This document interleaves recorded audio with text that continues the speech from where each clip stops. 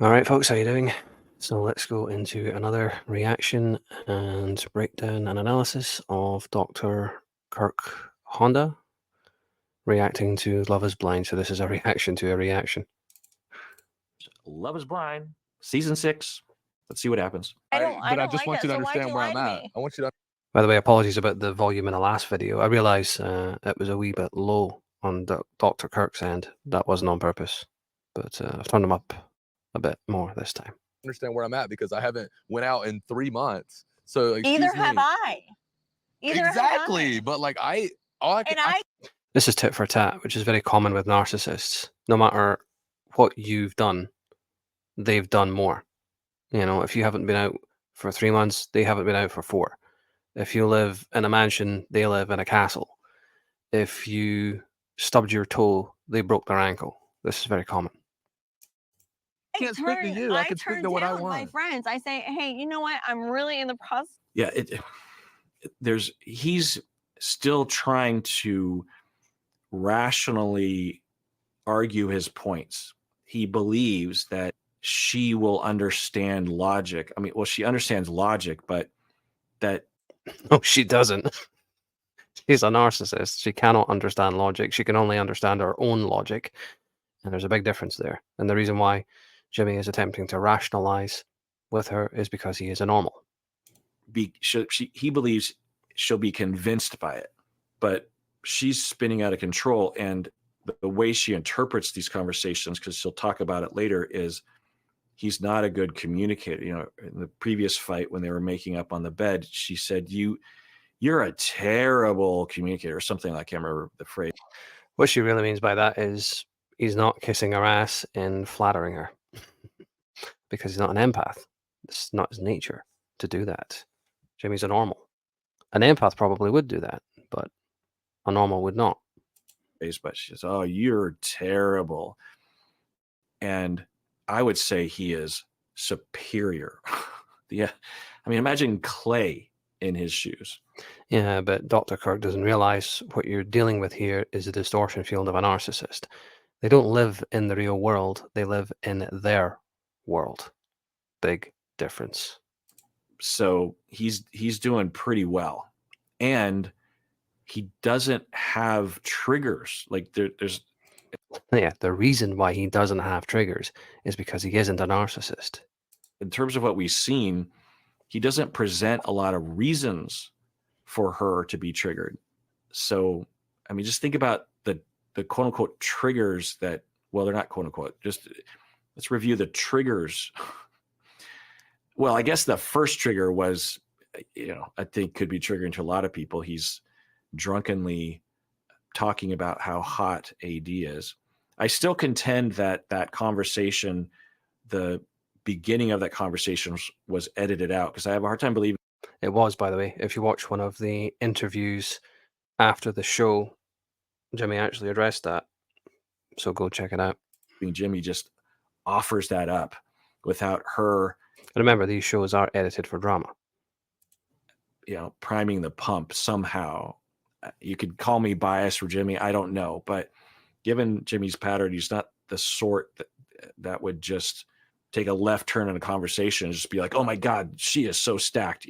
Like, maybe, I don't know him. Maybe he's. That is correct. Go watch Jimmy's interviews. He does address this. This is a nothing burger. The D-bag. I don't know.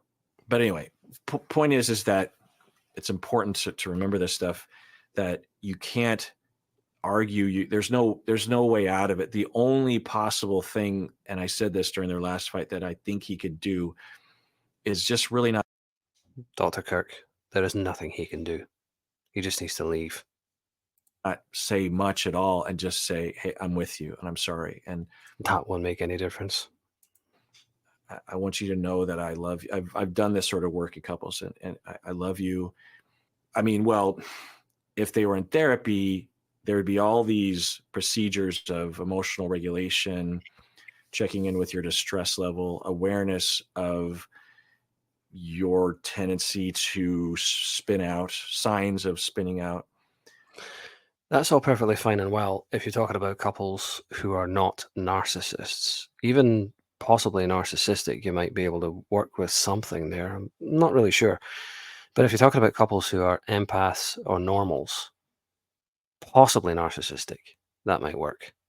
But with narcissists, no way. See, this is where Dr. Kirk needs to up his knowledge level, up his game, get onto H.G. Tudor's materials and realize quickly when you're dealing with narcissist couples, where one is the intimate partner primary source or a partner of some description or maybe a secondary source and a narcissist, you need to be able to identify that, because if you are encouraging someone to stay with a narcissist, you are perpetuating the abuse and you are prolonging the toxic cycle of victim and narcissist.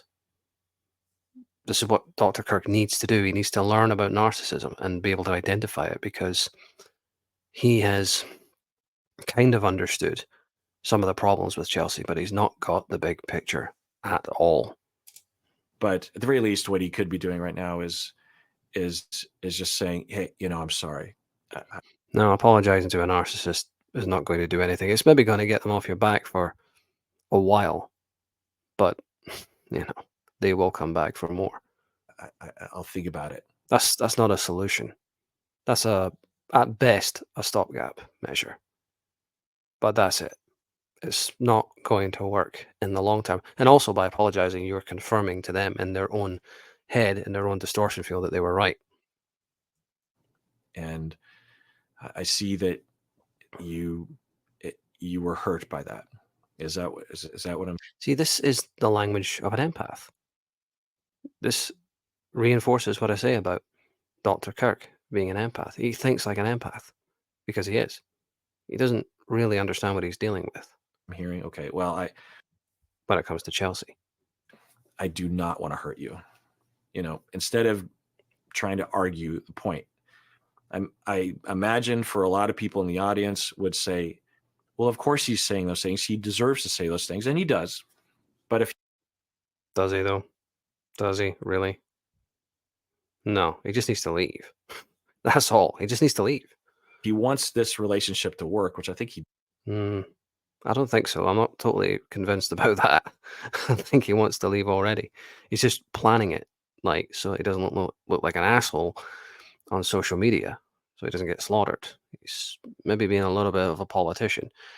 Or it is possible. Well, we don't know what really is going on in Jimmy's head, but I think he's already starting to think, no, I need to get the hell out of this. How do I do this? How do I get out of this? Because I'm kind of trapped here on a reality show where the idea behind it is I'm supposed to marry this person. It's not like you can just walk off, that wouldn't work. I'm sure they're contractually obligated, and plus he doesn't want to look like a dickhead in front of the whole world, because he get absolutely crucified in social media, which is full of narcissists, by the way. So he has to do it tactfully. I don't know whether he really is thinking that this is going to work out, but if I was him, I would already be thinking exit signs. How the fuck do I get out of this? And I think it is kind of in his head now that that's what he has to do. he does. You can't get into it like the way you would argue about like what sort of restaurant you should go to. Well, we went to pizza last night, so let's not go to pizza. And you like to go to taco places, let's go there. Remember, folks, 1 in 6 people are narcissists, according to H.G. Tudor. 1 in 6. That means if you have a room full of 20 people, well, I'm terrible at maths, but there's going to be a few narcissists in there. So just remember that. You're not debating with someone that is speaking And Love is Blind is absolutely full of narcissists. It really is. verbatim what they mean. Like, she's saying a lot of, if you just sort of catalog everything she's saying, it's all over the place. What is it? What's the problem exactly? And then she lands on, well, I just don't want to be with someone that leaves the house for an hour and has one drink with their friends at their birthday party. I don't want to be with someone like that. That's not the issue. You see, the trouble with Dr. Kirk here is he's taken Chelsea's words at face value, not realizing that this comes from the narcissist distortion field, the paranoia, the revision of history, and so forth and so on. Fundamentally, narcissists operate from a victim mentality. He's not realized this. Dr. Kirk's taken it at face value. You can never take a narcissist at face value. There's always something else behind it. There's always something else driving it. The creature is driving it. But he's not realized that. That's why I say he doesn't really understand what he's dealing with. Because if he did understand, he would not be taking Chelsea's words and her concerns at face value. He would see through it, like I do, and like Jimmy probably does as well, being normals. I don't want someone to be out and for someone else to see you and have them call me and question me on what's happening. I don't want that to happen. It's the thing to remember with narcissists, especially lower cognitive ones like Chelsea. What they're saying is not really what they're saying. Hope that makes sense. This shit. I'm really trying to like dive into this man, and you don't give two shits. Babe, You don't think that I care about you just Yeah. Yeah. And I think her. Look at Chelsea's eyes as well. They're dead eyes. That's another way you can tell a narcissist. Look at their eyes. If there's no light behind their eyes, if they look like dead eyes, that's the creature at work. I can actually see the creature right now looking at Chelsea's eyes. I think it's getting worse. And I think she knows that she crossed a bit of a line there. No, she doesn't. I can usually see that. She's just scrambling to assert control is all. And she's struggling to do it because she's not dealing with an empath. She would have been able to do it if she were dealing with an empath, but because she's dealing with a normal, she's meeting resistance. On her face when she extends, and then I think there's a part of her that's like, oh. No, that's a creature reeling because it's unable to assert control. But I doubt she'll apologize. But I wouldn't put money on it, mate. If you do get an apology, it's not going to be a sincere one. I can promise you that. The other element that I've been saying from the very beginning is if you're in his shoes, because he doesn't exhibit it very much. He did during the last makeup when they are on the bed, but it's very hurtful. It's very painful to be on the receiving end of this. I mean, forget about if it's abusive or not, because of course that would be very hurtful and worrisome. But to have your partner that you have loved and invested time in and showered with. Again, being an empath, Dr. Kirk falls short because he reads people at face value. Even when it comes to Jimmy, actually, he's somewhat guilty of this. Jimmy's trapped. He's on a reality TV show where he has to marry this woman or risk looking like an arsehole in front of the whole world, unless he's very careful and very tactful about how he tries to get out of it. He's trapped. Jimmy is trapped. And he's scrambling. And I think he is, at some level, or was, before this point, trying to find a way to make it work. But I think it's dawning on him now that, no, I made a huge mistake. I need out of this somehow. How do I extricate myself from this situation without looking like, quote unquote, a jerk face, as Dr. Kirk would say? Affection, to have them over what seems to be like nothing, to have them just say, well, what phrases she? I'm really in the Dr. Kirk really needs to learn how to read between the lines. He's pretty bad at it.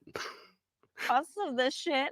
I'm really trying to like dive into this man, and Look on Jimmy's face here. Hang on. in the process of this shit, I'm really trying to like dive.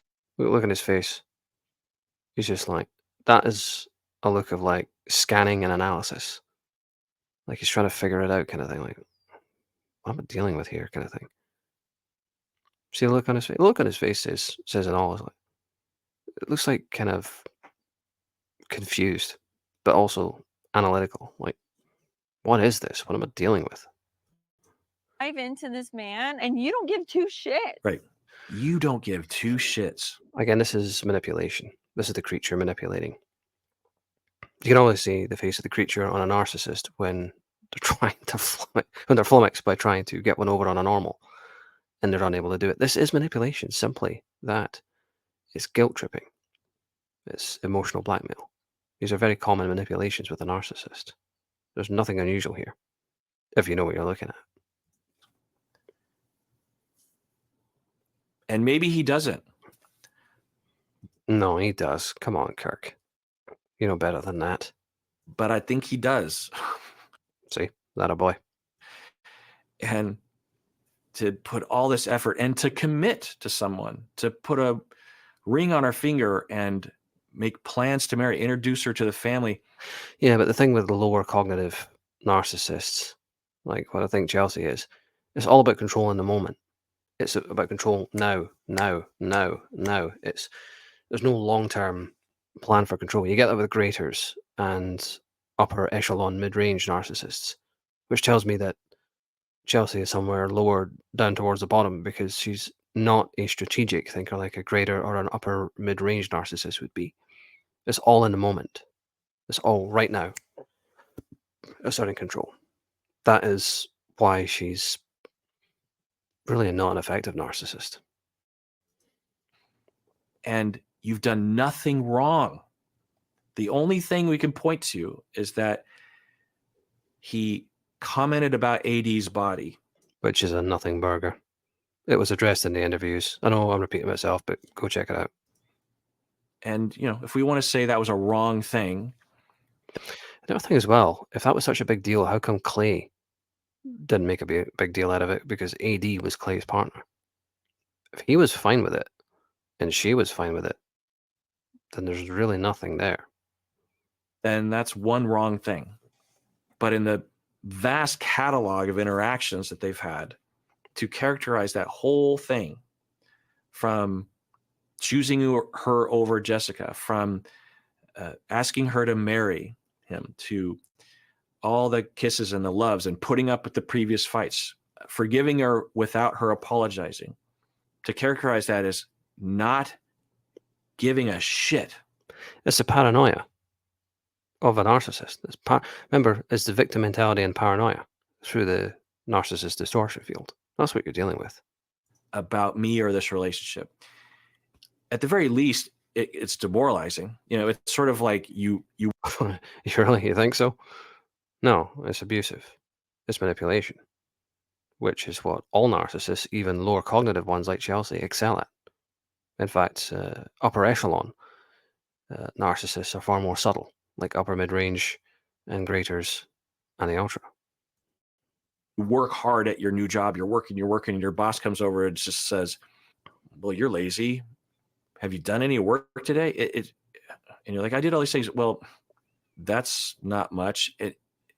You feel like, well, what's the point? Why am I even putting effort into this thing? So at the very least, but more fundamentally, you just feel like you're nothing. You feel like you don't matter. You feel like, well, over time, you start to be gaslit into thinking, I guess I am that sort of person. I'm Only if you're an empath. That's not likely to really work on a normal, because normals have more emotional resilience. They're not as vulnerable to the manipulations of a narcissist as an empath is. Empaths are very susceptible because they have the emotional addiction to narcissists, but normals, no, they'd be out of there quicker, I would think, in most cases, unless they're incredibly weak. I don't think normals. See, this is where you have to be able to distinguish between the four different categories of empath, normal, narcissistic, and narcissist. That's why HG Tudor's work is so invaluable. Not valuable, invaluable. Because empaths are susceptible to being gaslit. Take, for example, Prince Harry and his wife. Very good example of somebody who was gaslit. But a normal like Jimmy, because Prince Harry is an empath, so he's susceptible. He's got the emotional addiction. Don't want to get too sidetracked, but hopefully you get the point. But Jimmy's not going to be gaslit. I don't see that happening. not a good partner. I deserve to be. Because I think he already sees through her to an extent. I mean, I paused the video earlier, the look in his face, Yelled at. It can be very, very hurtful. And I guess as a side note, little tip, don't say stuff like that to your partner unless you're sure that it's healthy or helpful to say.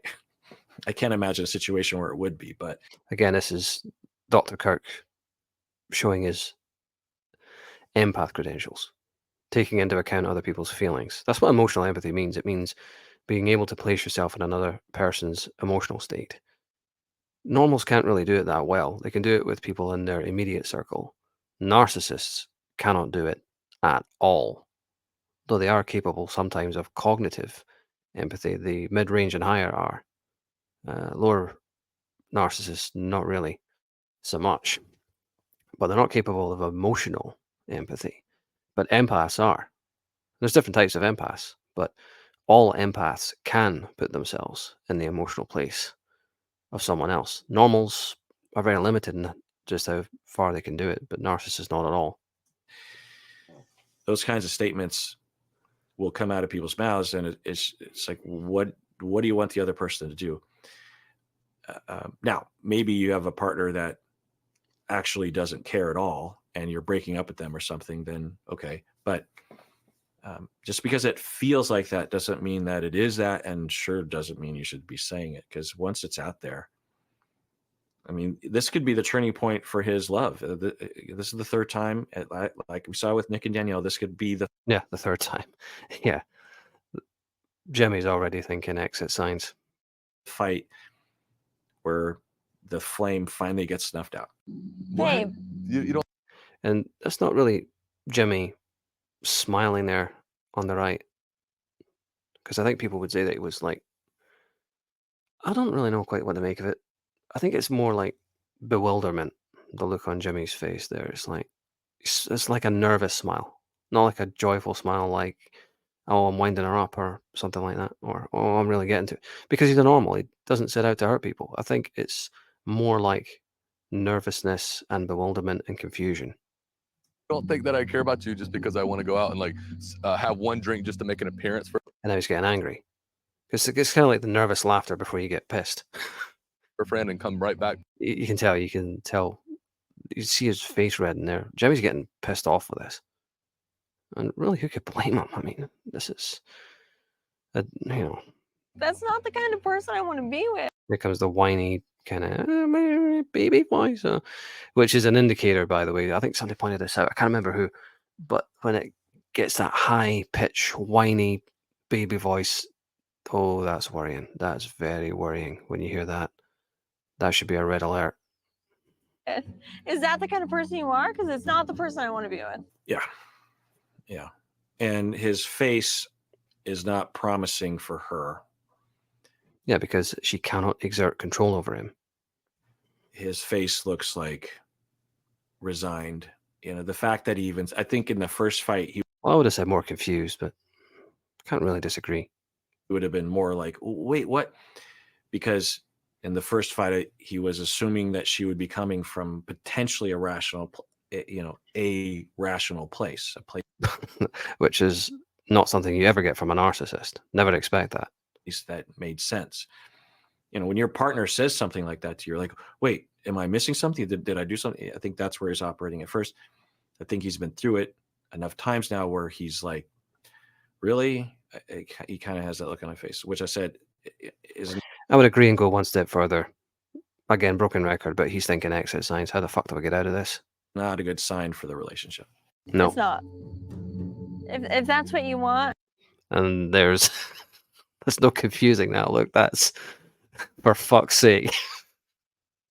I can't. Like, The life I described to you is the life. it's not the life The eye roll looking up like, this again. I'm getting, though. I love you. And I Yeah, that is definitely the fuck's sake face on Jimmy. want to be around you, but like, And as a typical pattern for them, and I will say it coincides with the abusive cycle, that as the intensity increases and the victim is pleading and trying to accommodate the abuser, but eventually the victim will just give up or be demoralized or want a distance, and then the abuser will start to be nice. Even Yeah, it's manipulation. in the sometimes the cycle is framed as like over a number of weeks, but it can happen. And as I said before, it's all compressed in this environment because it's kind of an artificial environment. It's manufactured, it's accelerated, it's amplified because they're on the clock and there's cameras around. In the span of just a few minutes. So I'll rewind this, not because I know that it's happening here, but because the way that this cycle is often depicted in the media and on Twitter and stuff is it's one particular profile, perhaps the easiest profile to identify. But in my experience, the vast majority of abusive relationships don't look Or between narcissist and victim. anything like the typical profile or the common profile that is proposed, meaning that Again, Dr. Kirk, you need to familiarize yourself with narcissism. Anyway, I'm going to leave it there because, again, don't want to go on too long. Thank you very much. And leave your thoughts and comments below.